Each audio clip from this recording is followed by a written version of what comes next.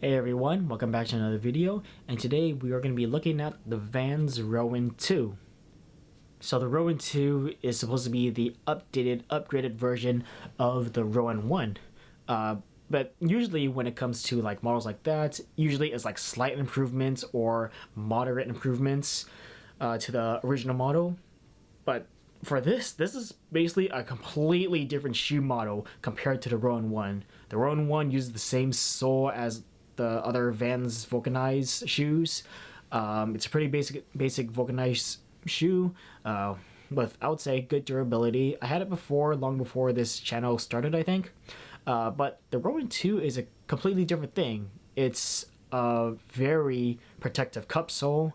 It has a lot more reinforcement than the original Rowans. And I would say if you're trying to switch to the Rowan 2 because you really like the Rowan 1, you should really inspect these in person first because these are two completely different shoe models. So don't buy these online and expect these to be just like a slightly better Rowan 1. They're completely different, and I need to reiterate that because of how different they are. So when you get the shoes, it's going to come with the shoes itself and one set of laces that are tied to the shoe.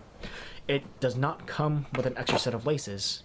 Vans, why don't you do this anymore? I bought a VCU item, the John Cartier Chukkas that you guys released not too long ago, and even those didn't come with extra laces. What's going on? Anyways, these shoes fit true to size. I wouldn't recommend sizing up or down because the shoes fit like a tiny bit on the snug side. But let's say you have like a wider foot or something like that, I would definitely try these on in different sizes in person before buying these. Now I've owned these shoes for almost 3 months now, and back when it wasn't raining, you know, I would skate like a few times a week, I would say, and these shoes have held up very well. They do have a pretty long break-in time, so I wouldn't recommend doing what I did and just getting them right out the box. I would first just wear these around, walk around town or something in them for like a few days, and really just try to loosen them up, really get it broken down in your feet. Because initially, they're pretty stiff in my experience, and they're not that comfortable. But when it comes to like a cup like this, or like a shoe like a boot or something like that, generally with footwear like that, if they need a break-in period and at first they're not that comfortable and they're pretty stiff, generally that means they're going to last you a really long time and they just get more comfortable the more you wear them. And that was the case for this shoe. I felt like the longer I wore these and broke them in and just skated them and used them, the more comfortable they got and the more flexible they got without being super floppy. It is still a very solid shoe. When I'm doing this, I can still feel like a lot of resistance in the sole. But it's not like super floppy. It's very well structurally sound. Alright, so what's the good things about this shoe?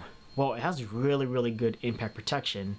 A lot of things that I'm usually worried about impact protection, so like running down transition, bailing from a trick, let's say, you know, doing gaps or stairs or things like that.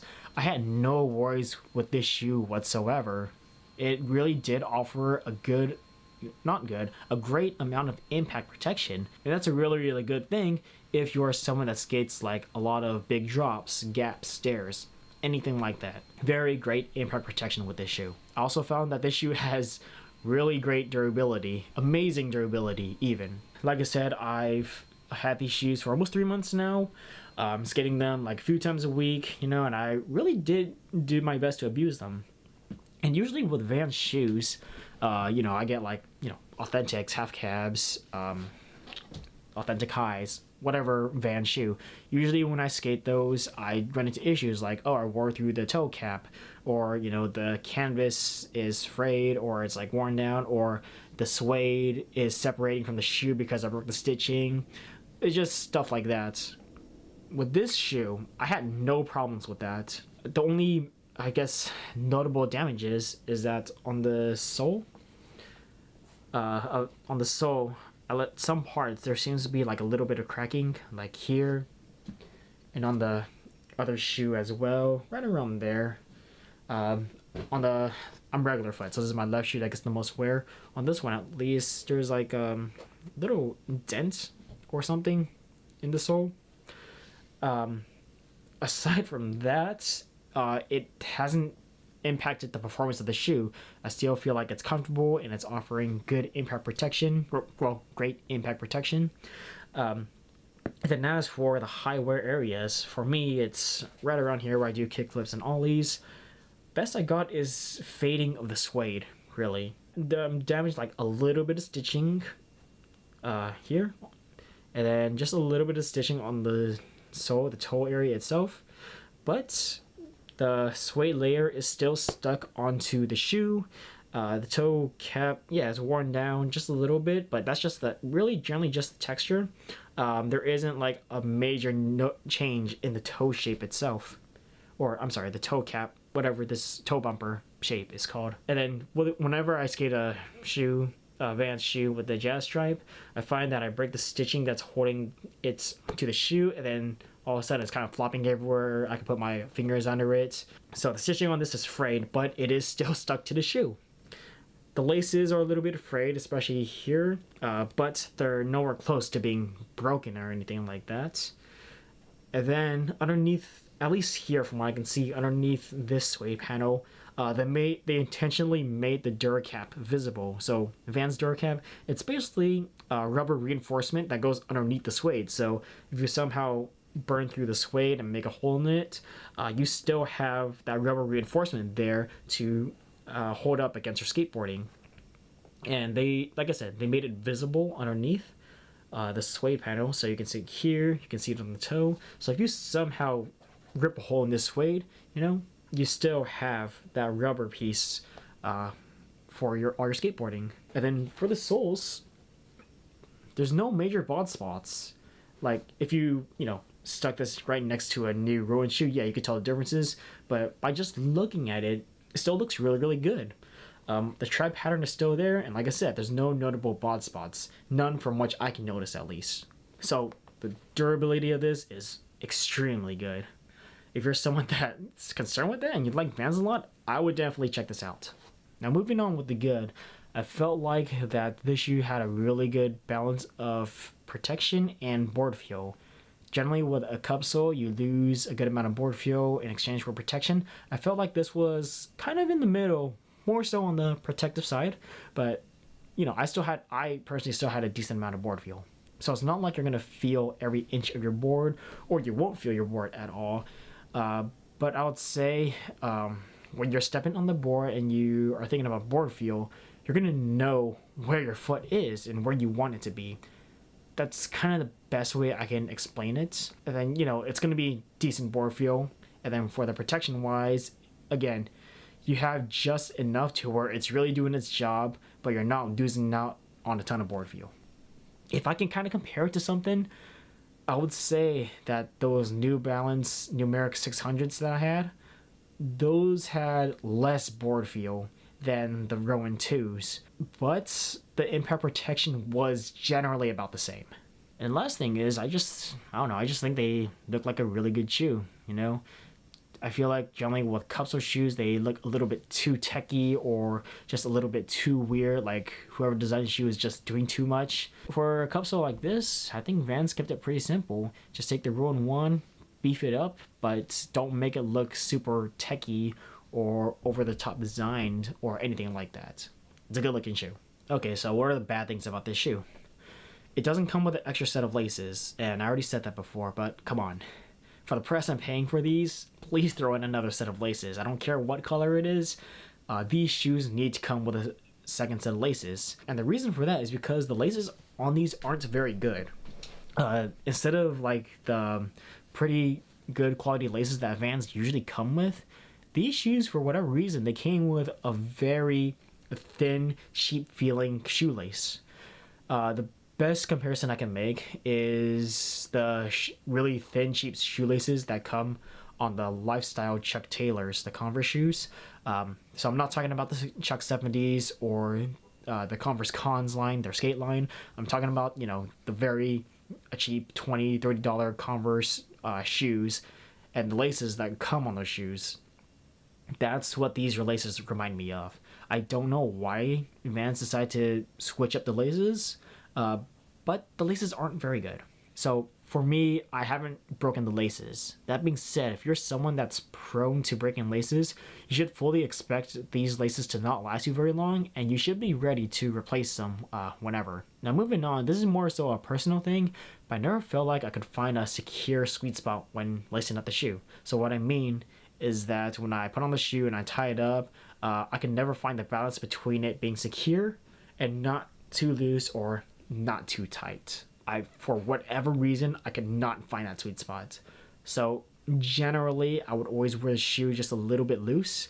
But if I was like really grinding out a trick or something like that, then I would tighten up the shoe as best I could. That might just be a personal thing, but I don't know. I've never really experienced that with a shoe before, at least to my recent knowledge of whatever shoes I've been wearing.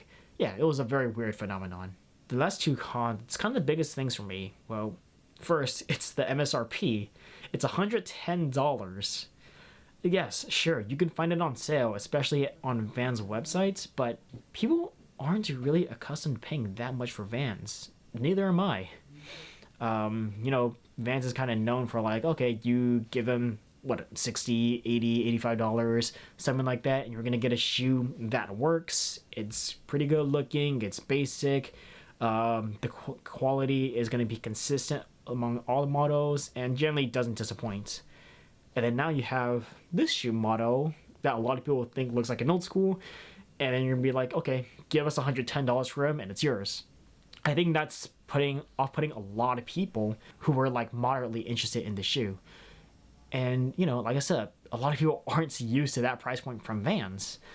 And at that price range, you can get a lot more trendier options. Your Nike Dunks, your New Balance Cupsoles, whatever Asics is putting out, whatever Adidas is putting out, stuff like that. Something that isn't just like a Vans, something that kind of looks like an old school, there's a lot more trendier options out there within that price range. And like I said before, you can easily find these on sale if you look up online.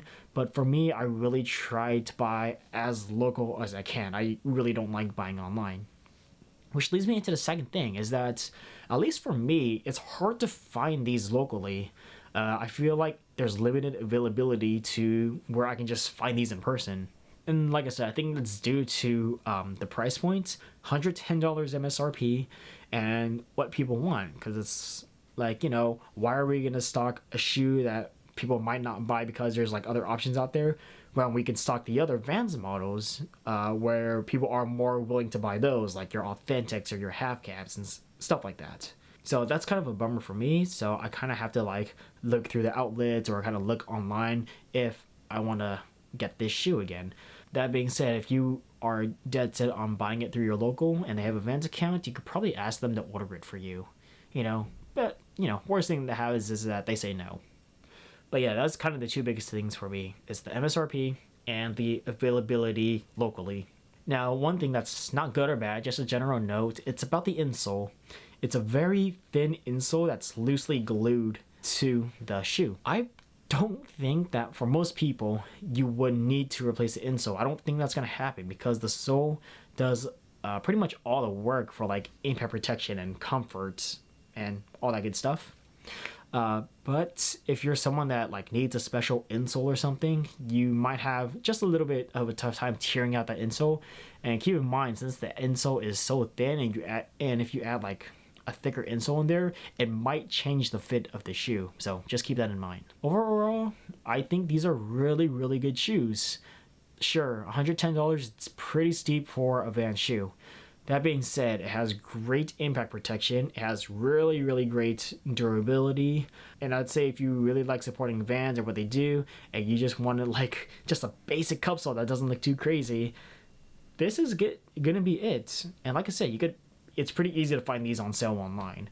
I'm still gonna skate these even after this review is done because they're nowhere close to being dead. The only reason why I just bought new shoes, it's for a couple upcoming videos that are in the works right now, and you will see those eventually.